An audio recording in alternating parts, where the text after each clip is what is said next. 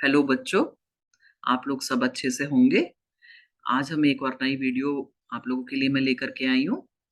आप लोग जानते हैं फाइनल अकाउंट का चैप्टर बच्चों सबसे इम्पोर्टेंट चैप्टर होता है और इसमें से क्वेश्चन भी आप लोगों को मालूम है, एक बड़ा लॉन्ग क्वेश्चन इसमें से ज़रूर आता है। मोस्टली बच्चे परेशान होते हैं फाइनल अकाउंट के अंदर एडजस्टमेंट से, जिनसे उन्हें सबसे ज़्यादा डर लगता है और मोस्टली मिस्टेक भी बच्चों से वहीं होती है। तो बच्चों, अब डरने की कोई बात नहीं है।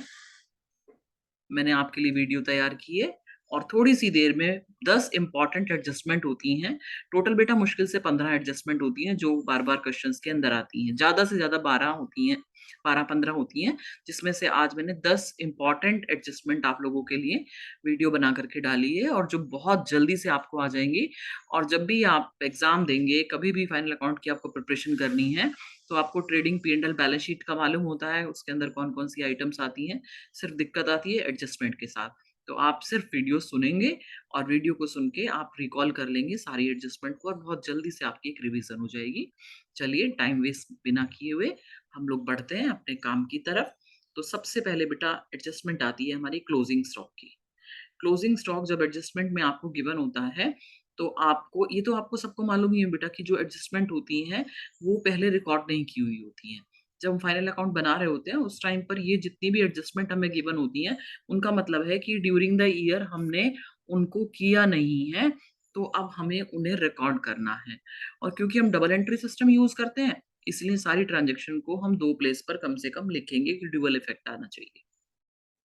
तो पहली एडजस्टमेंट मोस्टली हमेशा आपको मिलती है क्लोजिंग स्टॉक की। तो क्लोजिंग स्टॉक के साथ बेटा एडजस्टमेंट के साथ आपको ये देखना है कि उसके साथ उसकी वैल्यू किस पोजीशन पर दे रखी है, मतलब किस प्राइस पर दे रखी है। उसमें 2 प्राइस बेटा हो सकते हैं क्लोजिंग स्टॉक के।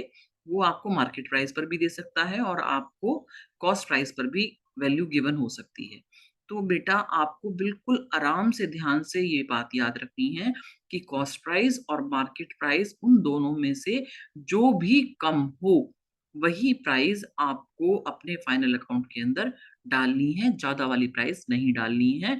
क्योंकि अकॉर्डिंग टू हमारे प्रिंसिपल जो हैं अकाउंटिंग के कॉन्सेप्ट जो हैं, उनके अकॉर्डिंग हम अपने फ्यूचर में होने वाले प्रॉफिट्स को प्रॉफिट्स नहीं मानते हैं, लॉसेस के लिए हम प्रोविज़न कर लेते हैं।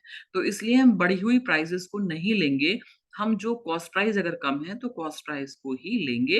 इन दोनों में से जो भी कम हो बेटा, कॉस्ट प्राइस कम है तो कॉस्ट प्राइस पर शो करेंगे और मार्केट प्राइस है कम तो मार्केट प्राइस पर शो करेंगे। पहली चीज़ तो आपको ये ध्यान रखनी है।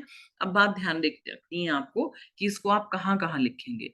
इन सारी एडजस्टमेंट को बेटा हम फाइनल अकाउंट में 3 ही प्लेस होते हैं। एक ट्रेडिंग अकाउंट होता है, एक प्रॉफिट एंड लॉस अकाउंट होता है और तीसरी होती है बैलेंस शीट। तो इस वीडियो में हम लोग मैंने बनाई है जो आपके लिए, उसमें बिल्कुल क्लियर है, तीनों चीज़ मैंने ऊपर डाल दी हैं। कौन-सी ट्रांज़ैक्शन को आपको कहाँ शो करना है, ट्रेडिंग अकाउंट में शो करना है तो ट्रेडिंग के नीचे लिखी हुई है और प्रॉफिट एंड लॉस अकाउंट में अगर आपको उसे शो करना है, तो प्रॉफिट एंड लॉस के नीचे लिखी होगी और जो आइटम बैलेंस शीट की होंगी, वो बैलेंस शीट के कॉलम के नीचे लिखी हुई हैं। तो क्लोजिंग स्टॉक को बेटा पहली बार हम ट्रेडिंग अकाउंट की क्रेडिट साइड में शो करते हैं, बाय क्लोजिंग स्टॉक के नाम से। और याद रखना है प्राइस कौन-सी लिखनी है, market price, cost price, whichever is less पर ही हम शो करेंगे। और दूसरी बार बेटा हम इसे शो करेंगे एसेट्स में, कारण भी बता देती हूँ, क्योंकि आप ग्रॉस प्रॉफिट निकालना चाहते हैं ट्रेडिंग अकाउंट से, तो उसमें से क्लोजिंग स्टॉक आप क्रेडिट करके माइनस कर देते हैं, जिससे कि आपको अपने जो सेल की है, उसका प्रॉफिट आप लोग निकाल सकें। और बैलेंस शीट में एसेट में क्यों दिखा रहे हैं बेटा? इसलिए दिखा रहे हैं क्योंकि बचा हुआ क्लोजिंग स्टॉक आपकी प्रॉपर्टी है, आपकी एसेट है। चलिए आगे बढ़ते हैं, मेरे ख्याल से समझ में आ गया होगा। दूसरा बेटा बड़ी कॉमन एडजस्टमेंट है डेप्रिसिएशन की। डेप्रिसिएशन ऑन फिक्स्ड एसेट्स अगर आपको दे रखा है, जैसे कहा 10% डेप्रिसिएशन ऑन मशीनरी। तो depreciation means decline in the value of asset, asset की वैल्यू कम हो गई है, तो बेटा ये आपके लिए लॉस है। तो इसलिए सारे एक्सपेंसेस आप कहाँ डालते हैं? प्रॉफिट एंड लॉस अकाउंट में डालते हैं। तो आप उस डेप्रिसिएशन की जो वैल्यू निकाली है, आपने जैसे 1 लाख रुपए की आपकी मशीनरी है और उसके ऊपर उसने 10% डेप्रिसिएशन कहा है, तो उसमें आपका 10,000 रुपए जो डेप्रिसिएशन आया है, उसको आप एक बार प्रॉफिट एंड लॉस अकाउंट की डेबिट साइड में डालेंगे। और दूसरी बार बेटा बैलेंस शीट में मैंने लिखा है ना, आपको देखिए ध्यान से, डिडक्ट फ्रॉम द एसेट। अगर मशीनरी का डेप्रिसिएशन है, तो उसे आप मशीनरी में से कम करके मशीनरी को आउटर कॉलम में वैल्यू को दिखा देंगे। समझ आया बेटा? एक बार क्योंकि लॉस हो रहा है, वैल्यू कम हो रही है, decline in the value of asset है, उसको यूज़ किया गया है, इसलिए एक बार उसको डेबिट साइड में दिखाएँगे प्रॉफिट एंड लॉस अकाउंट की, और दूसरी बार बैलेंस शीट में जो एसेट साइड है आपकी, उस पर्टिकुलर एसेट्स में से उस डेप्रिसिएशन वैल्यू को माइनस कर देंगे। आगे बेटा अगला है outstanding expenses. Outstanding expenses means बेटा expenses due but not paid. आपने खर्चे कर दिए हैं लेकिन उनकी पेमेंट आपने नहीं की है। वो इस साल के खर्चे हैं, इस वर्ष के खर्चे हैं, लेकिन आपने अभी उनकी पेमेंट नहीं की है। फाइनल अकाउंट में बेटा हमारे जो उस वर्ष के, जो उस ईयर के एक्सपेंडिचर हैं, जो इनकम है, चाहे हमने उन्हें पे किया है, चाहे नहीं पे किया है, अगर वो उस ईयर से रिलेटेड हैं, तो हमें उनको शो करना चाहिए। तो आउटस्टैंडिंग एक्सपेंसेस बेटा ऐसे ही एक्सपेंसेस हैं जो ड्यू तो हो गए हैं, मतलब हमने उनसे लाभ तो ले लिया है, लेकिन हमने उनकी पेमेंट नहीं की है। तो हमें उस ईयर के पूरे एक्सपेंसेस दिखाने हैं, तो हम उन्हें दिखाएँगे। अब कैसे दिखाएँगे बेटा? यहाँ 2 मैंने लिखे हैं, देखिए ध्यान से स्लाइड पर। एक लिखा है डायरेक्ट एक्सपेंसेस, एक लिखा है इनडायरेक्ट एक्सपेंसेस। आप लोग जानते हैं डायरेक्ट एक्सपेंसेस आप लोग ट्रेडिंग अकाउंट में लिखते हैं और इनडायरेक्ट एक्सपेंसेस को आप प्रॉफिट एंड लॉस अकाउंट की डेबिट साइड में लिखते हैं। तो माना एग्जांपल लेते हैं, जैसे वेजेस आउटस्टैंडिंग दे रखा है बेटा, तो वेजेस जो है आपका ट्रेडिंग अकाउंट का आइटम है, डायरेक्ट एक्सपेंसेस है। तो आप क्योंकि आपकी वेजेस ड्यू हो गई है लेकिन आपने पे नहीं की है, तो उसे वेजेस में ऐड कर देंगे। और वेजेस कहाँ होती है बेटा? ट्रेडिंग अकाउंट की डेबिट साइड में। तो देखिए लिखा हुआ है डेबिट साइड में लिखेंगे और उस पर्टिकुलर एक्सपेंसेस में हम प्लस कर देंगे। पर्टिकुलर एक्सपेंसेस का मतलब बेटा, जैसे मैंने कहा वेजेस है, वेजेस आउटस्टैंडिंग है तो वेजेस में ऐड कर देंगे, या कोई और एक्सपेंडिचर है जैसे कैरियर्स है, इनवॉर्ड है कोई एक्सपेंसेस, तो वो भी वहां पर मिलेगा आपको। तो जिस एक्सपेंसेस से रिलेटेड है उसी एक्सपेंसेस में उसको ऐड कर देंगे जो आउटस्टैंडिंग वाला पार्ट है। अब दूसरी बार बेटा कहाँ लिखेंगे हम इसे? क्योंकि ये पेमेंट आपको करनी थी और आपने इस ईयर में पेमेंट नहीं की है और वो इसी ईयर का एक्सपेंडिचर है, that's why you have to show it as a liability, और आप इसे बैलेंस शीट की लायबिलिटी साइड में लिखेंगे आउटस्टैंडिंग एक्सपेंसेस नाम से। कौन सा पार्ट लिखेंगे? जो आउटस्टैंडिंग है, जो ड्यू है। अब दूसरा बेटा देखिए इनडायरेक्ट एक्सपेंसेस लिखा हुआ है, इसका मतलब है अगर माना सैलरी है वो इनडायरेक्ट एक्सपेंसेस है बेटा, वो आप प्रॉफिट एंड लॉस अकाउंट में लिखते हैं। तो अगर आउटस्टैंडिंग सैलरी है, तो वो आप कहाँ लिखेंगे? प्रॉफिट एंड लॉस की डेबिट साइड में, क्योंकि सैलरी इनडायरेक्ट एक्सपेंसेस है और कहाँ आएगा वो? प्रॉफिट एंड लॉस अकाउंट में। तो वहां आपने उसको लिखा हुआ है। तो जितना पार्ट आउटस्टैंडिंग है उसे प्लस कर देंगे पहले की तरह डेबिट साइड में उस पर्टिकुलर एक्सपेंसेस में। मतलब अगर सैलरी है तो सैलरी में, या कोई और एक्सपेंडिचर है, माना रेंट है, आउटस्टैंडिंग रेंट है, तो उस रेंट को भी आप रेंट में आउटस्टैंडिंग पार्ट को ऐड कर देंगे, और दूसरी बार वही आउटस्टैंडिंग वाला अमाउंट आपका कहाँ चला जाएगा? लायबिलिटी साइड में, क्योंकि आपने अभी इसे पे नहीं किया है। समझ में आ रहा होगा बेटा मेरे ख्याल से। मैं कॉजेज रीजन आपको दोनों चीजें बता रही हूँ कि हम इसको क्यों डाल रहे हैं। रटना नहीं है बेटा, समझ समझ के आपको करना है, बड़ी सावधानी से आपको सुनना है और उसको समझ के फिर करना है। आपको रटने की बिल्कुल भी जरूरत नहीं है। नेक्स्ट बेटा अगला हमारी फोर्थ एडजस्टमेंट है प्रीपेड एक्सपेंसेस। प्री माने पहले, पेड माने पेमेंट कर दी है। तो ऐसे एक्सपेंडिचर जिनकी आपने एडवांस में पेमेंट कर दी है। एडवांस पेमेंट है बेटा ये खर्चों की, तो इसको भी आप देख लेंगे कि ये एक्सपेंसेस आपका डायरेक्ट है या इनडायरेक्ट है। तो अगर डायरेक्ट है तो बेटा आपका कहाँ जाएगा? ट्रेडिंग में, और इनडायरेक्ट होगा तो ये कहाँ पर मिलेगा आपको? प्रॉफिट एंड लॉस अकाउंट में। तो बेटा ये क्या करेंगे आप? प्रीपेड एक्सपेंसेस में से, प्रीपेड एक्सपेंसेस माना जो एक्स्ट्रा आपने कर दिया है, तो उस प्रीपेड एक्सपेंसेस को आप पर्टिकुलर एक्सपेंसेस में से माइनस कर लेंगे। बेटा ये भी जो लिखा हुआ है साइड में इनडायरेक्ट एक्सपेंसेस, इसको भी माइनस ही समझना, ये माइनस है बेटा। माइनस कर देंगे जो भी पर्टिकुलर एक्सपेंसेस है, जैसे सैलरी है तो सैलरी में से उसको माइनस कर देंगे जितना प्रीपेड पार्ट है, क्योंकि वो इस ईयर का एक्सपेंडिचर नहीं है, हमें इस ईयर के एक्सपेंडिचर लिखने हैं, तो इसको आप माइनस कर देंगे, इसको आप माइनस समझेंगे। और साइड में बेटा इसको एसेट साइड में लिखेंगे दूसरी बार। एक बार आपने या तो ट्रेडिंग में लिखा या पी&एल में लिखा, दोनों में से घटा के लिखा। और दूसरी बार एसेट साइड में क्यों लिखा बेटा? इसलिए लिखा क्योंकि एसेट साइड में हम इसलिए लिख रहे हैं क्योंकि ये आपकी एसेट है, ये आपको फ्यूचर में पे नहीं करना पड़ेगा, इसलिए ये आपकी एसेट बन गई, तो इसे आप बैलेंस शीट में एसेट साइड में डालेंगे। उसके बाद है बेटा अकर्ड इनकम। ये इनकम वो होती है जो आपने अर्न तो कर ली है, लेकिन अभी आपको मिली नहीं है। क्या मतलब है बेटा अकर्ड इनकम का? Income earned but not received. दूसरा शब्द हम इसके लिए इस्तेमाल करते हैं, income earned but not received. Income earn कर ली है मीन्स आपने काम कर दिया है, आपके पार्ट का काम हो चुका है, लेकिन अभी वो इनकम आपको मिली नहीं है। तो बेटा इसको हम कैसे करेंगे? इनकम आपकी कहाँ होती है? प्रॉफिट एंड लॉस अकाउंट में। तो जब प्रॉफिट एंड लॉस अकाउंट में इनकम है, तो उस पर्टिकुलर इनकम में लिखा है मैंने, देखिए P&L अकाउंट का कॉलम है ये, उसकी क्रेडिट साइड में ऐड इन इनकम, जो भी इनकम होगी उसमें इसको आप ऐड कर लेंगे, जो अकर्ड इनकम वाला पार्ट होगा। अब दूसरी साइड देखिए, दूसरी बार इसको लिखेंगे बैलेंस शीट की एसेट साइड में। क्यों लिखेंगे? क्योंकि ये इनकम आपको प्राप्त नहीं हुई है, लेकिन आप इसके लिए काम कर चुके हैं, ये आपको प्राप्त होगी, ये आपको मिलेगी। इसलिए इसको आप कहाँ लिखेंगे बेटा? एसेट साइड पे। उसके बाद नेक्स्ट एडजस्टमेंट है बेटा अनअर्न्ड इनकम। ये इसका उल्टा हो गया। अनअर्न्ड मीन्स आपको मिल गई है, इनकम रिसीव्ड इन एडवांस को हम बोलते हैं अनअर्न्ड इनकम, जो हमने अर्न नहीं की लेकिन हमें एडवांस में मिल गई। तो बेटा ये हमारी इस साल की इनकम नहीं है, हमें ज्यादा मिल गई है। तो जब इस साल की इनकम नहीं है तो उसे हमें अपनी इनकम का पार्ट नहीं मानना है। आपकी इनकम कहाँ होती है? प्रॉफिट एंड लॉस अकाउंट की क्रेडिट साइड में। तो आप क्या करेंगे? इस अनअर्न्ड वाले पार्ट को क्रेडिट साइड में से उस पर्टिकुलर इनकम में से माइनस करके शो करेंगे। माइनस क्यों किया बेटा? क्योंकि ये इस ईयर की इनकम नहीं है, ये आपके नेक्स्ट ईयर की इनकम है, तो इसे नेक्स्ट ईयर में शो करना है, इसे इस ईयर में इनकम नहीं मानना है। और दूसरा बेटा दूसरी बार कहाँ लिखेंगे? बैलेंस शीट की लाइबिलिटी साइड में। लाइबिलिटी साइड में क्यों लिख रहे हैं बेटा? क्योंकि ये हमारी इस साल की इनकम नहीं है, ये हमारी नेक्स्ट ईयर की इनकम है। अभी काम करना हमें बाकी है, तब हमारी ये इनकम बनेगी, इसलिए जब तक ये हमारी लाइबिलिटी साइड में रहेगी। नेक्स्ट एडजस्टमेंट है बेटा इंटरेस्ट ऑन कैपिटल।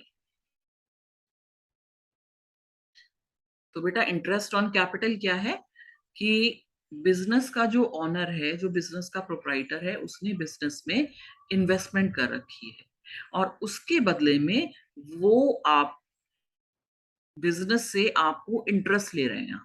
तो बेटा बिजनेस और बिजनेसमैन दोनों अलग अलग चीजें हैं, आप लोग जानते हैं सेपरेट एंटिटी कॉन्सेप्ट को, कि business and businessman both are separate entity. तो आप अकाउंट्स बनाते हैं, वो अकाउंट्स बनाते हैं बिजनेस के लिए। तो जो कैपिटल पर इंटरेस्ट आप बिजनेस आपको देगा, वो बिजनेस के लिए एक्सपेंडिचर है। तो क्या करेगा बिजनेस? जैसे और एक्सपेंडिचर को दिखाता है, उसी तरीके से P&L अकाउंट की डेबिट साइड में इंटरेस्ट ऑन कैपिटल को शो कर दिया जाएगा। ये लिखा हुआ बेटा P&L के कॉलम में डेबिट साइड, डेबिट साइड में आप लिख देंगे। और दूसरी बार बेटा देखिए साइड में बैलेंस शीट वाले कॉलम में क्या लिखा हुआ है? Plus in capital. इसका क्या मतलब है बेटा? इंटरेस्ट ऑन कैपिटल जितना भी आपका निकला, जैसे कैपिटल आपको गिवन होगी तो अमाउंट में भी दे सकता है वो और परसेंटेज में भी दे सकता है। अगर परसेंटेज में गिवन होगी तो आप कैलकुलेट कर लेंगे इंटरेस्ट के ऊपर जितने परसेंट दे रखा होगा और उसको P&L की डेबिट साइड में लिख देंगे। और दूसरी बार क्या करेंगे बेटा? इसे मैंने लिखा है देखिए प्लस करेंगे कैपिटल में। कैपिटल में प्लस क्यों करेंगे? क्योंकि इंटरेस्ट वाले पार्ट को वो निकाल नहीं रहा है, विड्रॉ नहीं कर रहा है, वो फिर से बिजनेस में इन्वेस्ट कर रहा है, तो वो भी उसके कैपिटल का पार्ट हो गया। एग्जाम्पल लेते हैं, जैसे उसने बिजनेस में 1 लाख रुपए लगा रखे हैं, इंटरेस्ट ऑन कैपिटल 2,000 रुपए है, तो वो 2,000 रुपए भी बिजनेस में इन्वेस्ट हो जाएंगे, इंटरेस्ट ऑन कैपिटल के अमाउंट उसके अंदर जुड़ जाएगी। तो हम क्या करेंगे? 1 लाख अगर कैपिटल दे रखी है और 2,000 हमारा इंटरेस्ट बनता है, तो हम बैलेंस शीट की लाइबिलिटी साइड में कैपिटल कितनी दिखाएंगे? 1 lakh plus 2,000 interest on capital. तो आउटर कॉलम में कितना आएगा? 1,02,000। समझ में आ रहा होगा बेटा, बड़ी सिंपल लैंग्वेज में मैं आप लोगों को समझा रही हूँ। उसके बाद बेटा है next adjustment interest on drawing. Interest on drawing इसका जस्ट उल्टा हो गया बेटा। देखिए अभी बिजनेस ने आपकी कैपिटल पर आपको इंटरेस्ट दिया, आप बिजनेस में से कई बार अपने पर्सनल यूज के लिए कुछ पैसा या अपनी कुछ गुड्स वगैरह भी निकाल लेते हैं। तो जो ड्राइंग्स आपने की हैं, जो बिजनेस में से आपने पैसा अपने पर्सनल यूज के लिए जो निकाला है, तो बिजनेस उसके ऊपर भी आपसे इंटरेस्ट चार्ज कर सकता है। जिस तरह से उसने आपकी कैपिटल पर इंटरेस्ट दिया, उसी तरीके से वो आपकी ड्राइंग्स पर इंटरेस्ट चार्ज कर सकता है। तो अब क्या होगा बेटा, ये इंटरेस्ट बिज़नेस के लिए इनकम होगा। तो क्या करेंगे इसको? इसको बिज़नेस कैपिटल जो आपका प्रॉफिट एंड लॉस अकाउंट है, सारी इनकम वहीं पर आती है। तो इसे क्रेडिट साइड में लिख देंगे प्रॉफिट एंड लॉस की। कैसे लिखेंगे? बाय इंटरेस्ट ऑन ड्राइंग करके। अब दूसरी बार देखिए बेटा इसको। दूसरी बार देखिए मैंने लिखा हुआ प्लस इन ड्राइंग्स। क्या मतलब है इसका? तो जो ड्राइंग्स हैं, हम इसे उसी में जोड़ के निकालेंगे। बिज़नेसमैन बेटा ऐसे कैश प्लस माइनस नहीं करता है कि इंटरेस्ट ऑन कैपिटल हुआ तो निकाल के अपने घर में रख लूँ, या जो उसने इंटरेस्ट ऑन ड्राइंग देना है तो वो उसको हाथ नगद उठा के देगा। ऐसा नहीं है बेटा, प्लस माइनस कैपिटल अकाउंट के अंदर सारी चीज़ें होती रहती हैं। तो वो क्या करेगा बेटा, जैसे उसने ₹5000 की एग्ज़ाम्पल लेते हैं, ₹5000 की ड्राइंग्स थी और उसके ऊपर उसे ₹200 इंटरेस्ट देना पड़ा बिज़नेसमैन को। तो हम ड्राइंग में ₹200 ऐड कर देंगे। तो ड्राइंग कितनी मानी जाएँगी उसकी? 5000 की नहीं मानी जाएँगी, उसकी ड्राइंग्स मानी जाएँगी ₹5200 की। वही फिर कैपिटल में से माइनस होंगे। समझ आ रहा होगा बेटा? आप लोग मुझे कमेंट में ज़रूर बताइएगा आपको वीडियो कैसी लगी। नेक्स्ट एडजस्टमेंट है बेटा, goods distributed as free sample. ये बहुत इंपॉर्टेंट एडजस्टमेंट है बेटा, goods distributed as free sample. कैसे करेंगे इसको? मतलब समझिए पहले। क्या होता है, हम लोग एडवर्टाइज़मेंट के लिए जो भी हम अपना सामान बनाते हैं, उसे कई बार हम फ्री सैंपल के रूप में डिस्ट्रीब्यूट करते हैं कि लोग उसको देखें और जानें कि वो कैसा है, कैसी उसकी क्वालिटी है। उसके बदले में वो कोई पैसे नहीं लेते, वो फ्री डिस्ट्रीब्यूट करते हैं। तो एक तरीके से बेटा ये एक एडजस्टमेंट आपका एडवर्टाइज़मेंट होता है। तो क्या करेंगे बेटा इसके लिए, जो आपकी परचेज़ेज़ है, जितने का आपने सैंपल के लिए गुड्स बाँटा है फ्री में, उसको अमाउंट को उस अमाउंट जो अमाउंट है उस फ्री सैंपल का, उसको आप ट्रेडिंग में आप परचेज़ेज़ लिखते हैं, उसमें से आप उसे माइनस कर देंगे। परचेज़ेज़ में से क्यों माइनस कर रहे हैं? क्योंकि ये आपके पास सामान था, उसमें से आप जितना बाँट चुके हैं, उसको माइनस करके आउटर कॉलम में दिखाएँगे।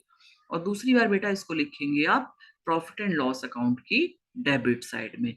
क्यों लिख रहे हैं? मैंने अभी आपको बताया, ये आपकी एक तरीके से एडवर्टाइज़मेंट है। तो जैसे एडवर्टाइज़मेंट के एक्सपेंडिचर्स प्रॉफिट एंड लॉस की डेबिट साइड में जाते हैं, तो goods distributed as free sample भी आपका कहाँ जाएगा? प्रॉफिट एंड लॉस की डेबिट साइड पे। अब बेटा लास्ट 10th हमारी एडजस्टमेंट है बेड डेट्स की। बेड डेट्स क्या होते हैं? हिंदी में इनको डूबत ऋण बोलते हैं। तो बेटा हमारे जैसे डेटर्स होते हैं, जो लोग हमें पैसा देंगे, जिन लोगों को हमने उधार माल बेच रखा है, वो हमारे डेटर्स होते हैं। तो बेड डेट्स क्या? जो बुरे डेट्स हैं, मीन्स जो हमें पैसा नहीं दे पाएँगे। जैसे बेटा ऐसा मोस्टली होता है बिज़नेस के अंदर कि फुल पैसे हमें सारे नहीं मिलते हैं, उन्हें हम बेड डेट्स कहते हैं। तो ये अगर आपका एडजस्टमेंट में गिवन है, जैसे उसने कहा ₹2000 बेड डेट्स, तो क्या करोगे बेटा आप इसको? एक तरीके से लॉस है, आपको पूरे पैसे नहीं मिल रहे हैं, आपके डेटर आपको पूरे पैसे नहीं दे रहे हैं, तो कहाँ जाते जाएगा ये? प्रॉफिट एंड लॉस की डेबिट साइड में। अब क्या हुआ बेटा, मैंने अभी आपसे कहा जैसे ₹50,000 के डेटर हैं और डेटर पैसे नहीं देंगे, तो अब डेटर आपके कितने के रह गए? 50,000 में से 2,000 आपको नहीं मिलेंगे, कन्फर्म्ड है। तो बेटा आपके डेटर्स रह गए 48,000 के। और डेटर्स कहाँ होते हैं? एसेट साइड में। एसेट साइड में लिखते हो ना बेटा डेटर्स को, क्योंकि वो आपकी एसेट है। तो एसेट साइड में डिडक्ट कर देंगे फ्रॉम द डेटर्स। डेटर्स में से इसको माइनस करके आउटर कॉलम में दिखाएँगे। तो 2 बार आपने दिखाया, एक बार प्रॉफिट एंड लॉस की डेबिट साइड में 2 बेड डेब्ट्स करके, और दूसरी बार बैलेंस शीट में डेटर्स में से लेस बेड डेब्ट्स करके एसेट साइड में आउटर कॉलम में शो कर देंगे। तो बेटा ये थी 10 एडजस्टमेंट। बहुत सिंपल तरीके से मैंने आपको बताने की कोशिश की और मुझे अंदाज़ा है कि आप लोगों को बहुत अच्छे से समझ में भी आएँगी। Thank you so much. Video को देखें, समझें और एन्जॉय करें। ओके बेटा, थैंक यू, बाय।